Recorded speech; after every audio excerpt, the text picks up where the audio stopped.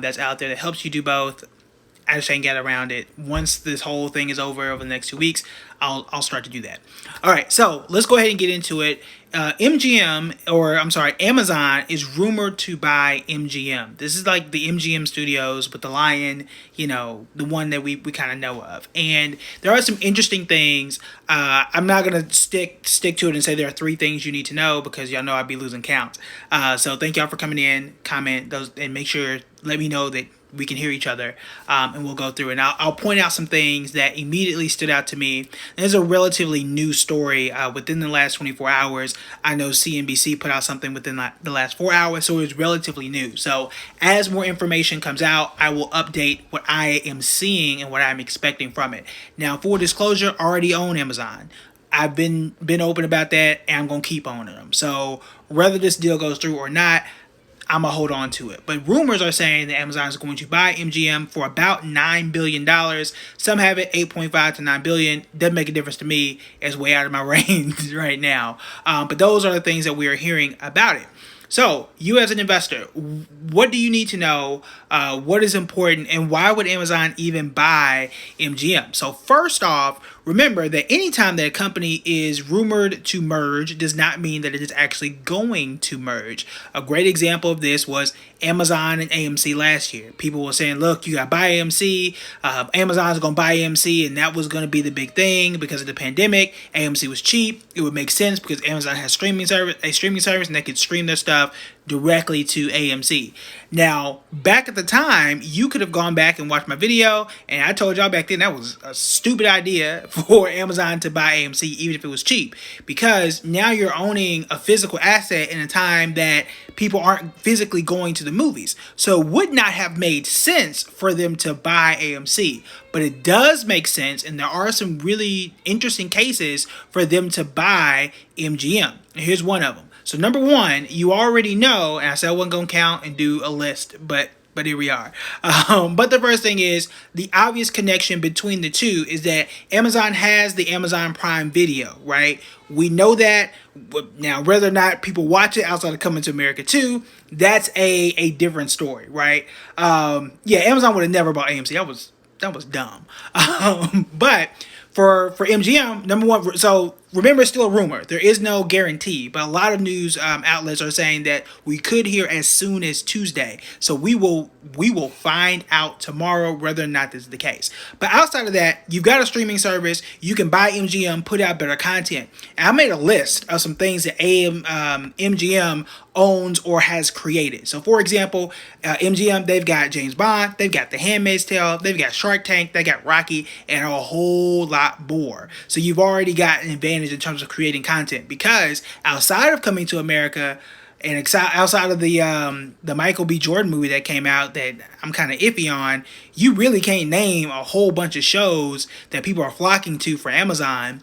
There's some animated superhero show that's out. I haven't seen it. Invincible, I think, that people are talking about. And then The Boys, the other superhero show. You got that. But that's about it. It's not really known for being a huge house like Netflix or like Disney Plus. But MGM makes sense. But here's the kicker. Most people are looking at it as the streaming service, right? It makes more sense because it gives them more production studios. You can put out better content, right? You also block whether it's Disney or Netflix or even Apple, because they also have a streaming service. You block them from getting into the game. That's cool, but this is even better.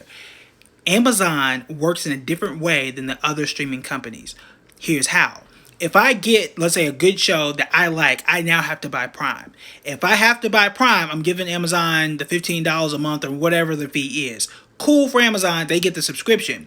Just like Disney Plus, just like Apple, just like Netflix, you get your subscription and that's it. You don't buy nothing else. But at Amazon, you can. And that's the difference. Because if I had to get the streaming service, I might as well just go on and get Prime. If I go on and get Prime, I can just order more stuff because I've already got it. So, for example, you should be on Amazon and getting my book, From Burning to Blueprint, and you can get 2-day shipping, right? So, when you do that, the way they're trying to do is, like, if I can increase my subscriber base for the video and thus Prime, people are more likely to buy more stuff from Amazon, and that's where the real play is. And that's how Amazon really kind of levels up in terms of how they're making money, because you got it on for the streaming service, so they got Prime, then you're buying products from Amazon, and obviously they get paid from that too. So you're really getting paid in two ways, or you have the potential to get paid in two ways versus what everybody else would do. Now here's the other catch.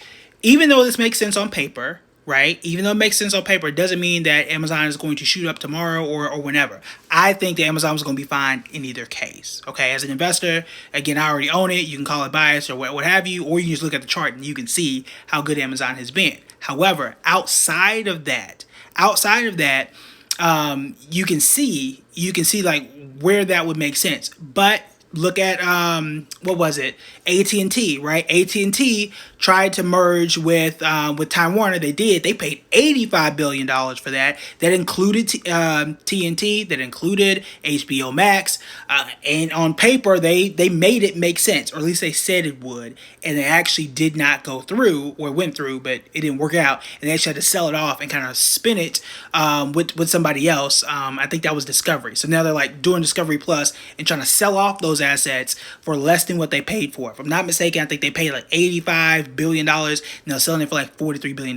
That's a big loss for AT&T, and they're cutting their dividend, so it's not looking good. So just because a company buys another doesn't mean it's always going to work out. Some deals on paper make more sense than others. Obviously, T-Mobile and Sprint, probably one of the more famous ones. I forgot, Amazon bought, what was it, Whole Foods. They bought Whole Foods in 2017. That worked out for both parties, right? So not every rumor goes through, and you also have the regulation part of it, even though I think this is probably a foregone conclusion, assuming that the rumors are true and that they actually do pull this off. So I'm checking the comments to see if y'all have any questions. If y'all do, feel free to let me know. I need to think about this from a perspective of a recent pending merger with Warner and Discovery. Yeah, so and that's the thing, because just because it makes sense on paper, because doesn't really mean it's actually going to make sense. Because for AT&T, that was their thing. Like, if we merge, then people will, they'll sign up for HBO Max, and they've got Time Warner, which has TNT. I can do all this packaging, and then they get a data plan, they get a phone, and then we've got you like hooked in our cycle. I mean, I guess, right? It didn't actually work out for them. So we'll see if it works out for Amazon. But my case is been the same case for others. And number one, Jeff Bezos, he got the money. Like, this is relatively cheap in comparison to a Time Warner. Yes, we know Time Warner had more assets and behind it that made it a little bit more expensive, but you're talking 85 to 90 billion versus just 9. So there's that. But I think that Amazon still has two ways to get paid in a way that Netflix and Disney Plus didn't necessarily have. So strategy-wise, on paper, it makes a whole lot of sense. We'll just see is this true, right? It may not be true at all. That's the other part. And yeah, like, Bezos got the money, Amazon got the money. They're gonna be all right in either case. And like I've been saying, stay at home, not stay at home, y'all gonna be on Amazon buying stuff anyway. I'm gonna be at home buying stuff anyway. Like, we're taking a flight tomorrow. We had to get face shields, and we needed it like that. Where do we go? Amazon. 1-day shipping. There you go, right? And I never bought as many things from Amazon until last year, which is also happened to be the same year I had Prime. Before Prime, I was like, I'm gonna go to Best Buy, I'm gonna go here, I'm gonna go there. I get Amazon, I'm like, oh no, I'm just click buy, whatever I need, I'm gonna get it right then and there. So just, you got to be aware of it. Now, the next question might be, well, should I buy Amazon or should I buy MGM? Now, if you're going to ask me that question, number one, always know that it depends on what your goals are. Disclaimer, you know how that goes. I already own Amazon. I'm going to keep owning Amazon. This Friday, I'm going to buy some more Amazon because it's what I do every week. Okay, so all the companies I got, I'm always adding more every week, regardless of what happens, whether a deal comes through or whether a deal does not come through. The other part of this is, I know whatever's going to happen, Amazon going to be all right. I don't know what is going to happen with MGM, whether this goes through or not. So I'm going with what I know, and that's Amazon in this case. So I'm just go with, it's an easy decision for me. I'm just buy Amazon. I have not looked at MGM stock, assuming that it is public. I'm leaning towards like a 90% yes, but I haven't looked into it because again, this story is all new. But that's where I will be going. But I'm not buying it because of AMC. I'm sorry, MGM. I'm buying it because I know it's a good company and I've owned it. I'm going to continue to own it, so it doesn't make a big difference, or it's not an investing decision for me. You do want to be careful for trying to buy stuff and game the system and try to make a quick buck. Yes, you could if it goes through. If it don't, you gotta be concerned about that. So just throwing that out there. Again, if this goes through tomorrow, and as these things start to, I don't want to say matriculate, that's not the word I'm looking for, develop, as these things start to develop, then I'll have more information for you, but it's relatively new. If you Google it right now, you'll get a bunch of articles, but you're not going to get a whole bunch of information, because both companies are not outright denying it, but they're not confirming it either. It's like, maybe not. So we'll see. All right, so I'll answer a few questions. So would it make sense to buy MGM now? So that's a question I just answered. That I'm not 100% sure. Again, I think it is a bigger risk to buy MGM right now than buying Amazon, because if it does go through, yes, you might be able to make some money. If it does not go through, that's it, because MGM they've been trying to sell for years now. They tried to sell to Amazon and Netflix. They're like, no, I don't want it. So it really depends. So you are taking a big risk if you're trying to buy MGM now. I am taking the lower long-term route, and I'm buying Amazon because that's what I was doing anyway. Amazon is launching Vela 2, which is similar to the platforms in Eastern countries to get new media content. Yeah, it's interesting. It's interesting. And surprisingly, Amazon doesn't put out a whole bunch of information about where their streaming service plays out compared to a Disney Plus and Netflix and others. But we do know this: the streaming wars are heating up, and it's bad.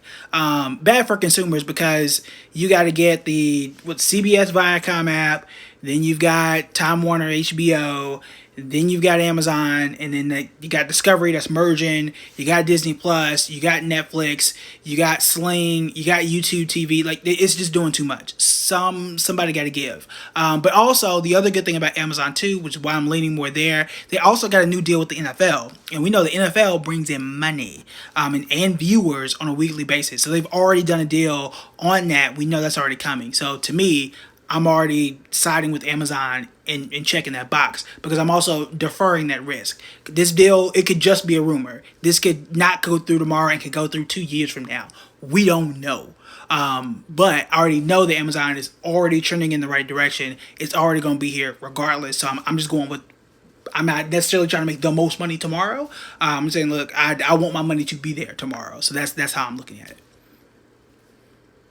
Yeah, so it's the Thursday night games, the Thursday night NFL games, which I really don't watch Thursday night NFL, but they got it.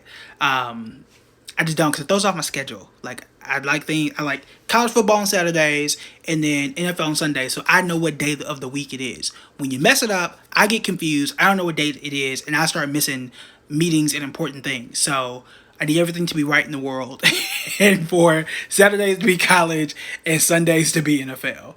And yes, except for Thanksgiving and Christmas. And that's how I know when it's Christmas, because it's really great NBA games on. So that's what helps me with my scheduling. My wife and I got married on Bayou Classic weekend, which shows you again how football and Thanksgiving and life all line up, so that I know what time of the year it is. All right. So I'll take a few questions for about a minute or so, and then we will move on. I know it's a whole lot of stuff going on in the crypto world. That's all I'm gonna say.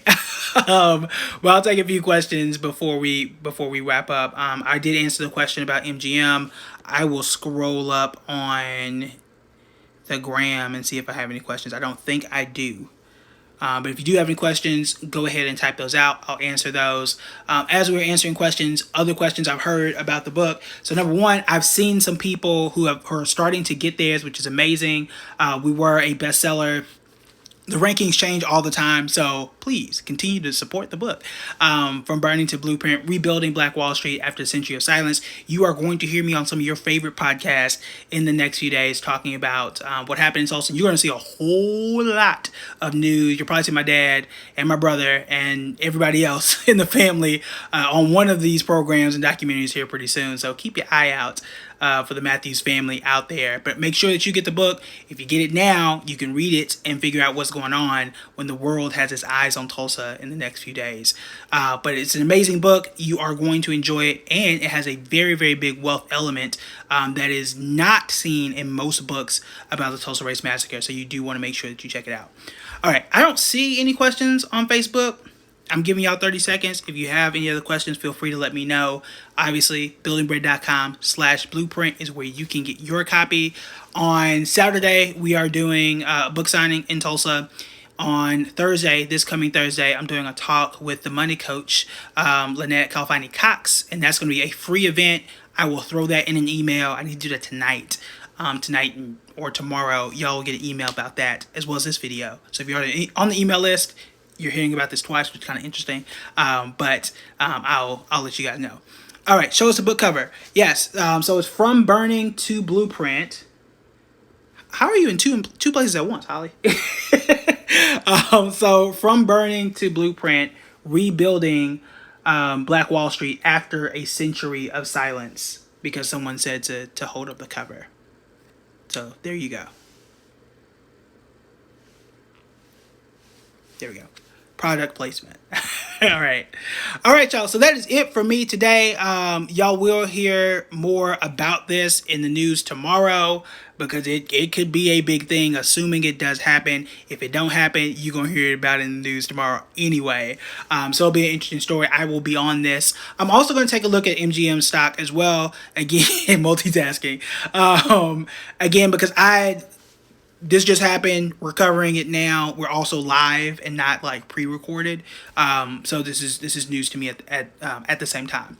Do I have an audible version? I do not have an audible version yet. We are considering creating one, but that will require me to read it, or I can get somebody to read it, but that will require me to read it and then listen to my own voice for that long. It's difficult to be 100% transparent. It's difficult for me to do that. And it's also difficult to read the entire book when you got like little ones running around in the background. So I promise you, I'm trying to figure out the easiest way to pull that off without the book featuring my kids and crying and diaper changes and all that kind of stuff. So the answer is yes, but it's just what is that timeline that we're trying to figure out. So thank you for asking. Name of the book is From Burning to Blueprint, Rebuilding Black Wall Street After a Century of Silence. So From Burning to Blueprint, you type into Amazon or Barnes & Noble or Target. I'm in Target. That's crazy.